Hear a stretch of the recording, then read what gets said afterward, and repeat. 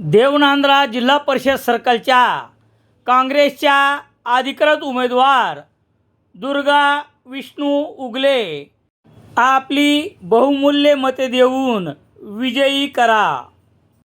भाजपाच्या वालूर जिल्हा परिषद सर्कलच्या अधिकृत उमेदवार सौ साक्षी नागेश साडेगावकर यांना आपली अमूल्य मते देऊन विजयी करा। सेलू तालुक्यातील मोरेगाव येथील एका अल्पवयीन मुलीस फूस लावून पळवून नेल्याप्रकरणी एका जणावर सोमवार 22 फेब्रुवारी रोजी दुपारी 2 वाजता गुन्हा दाखल करण्यात आला आहे।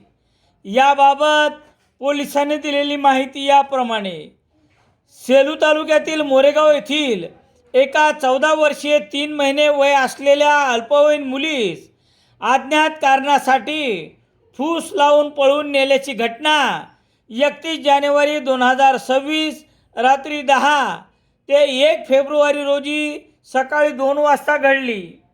सदर मुलीचा सर्वत्र शोध घेऊन आढळून न आल्यामुळे 42 वर्षीय इस्माने दिलेल्या फिर्यादीवरून सोमवार 2 फेब्रुवारी रोजी गुन्हा रजिस्टर नंबर 71/2026 कलम 137/2 भारतीय न्याय संहिता अन्वये गुन्हा दाखल करण्यात आला आहे।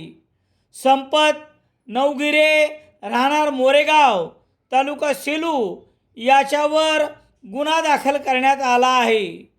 पोलीस निरीक्षक दीपक बोरसे यांच्या मार्गदर्शनाखाली सहाय्यक पोलीस निरीक्षक वर्षा राणी पुंगळे या पुढील तपास करत आहेत।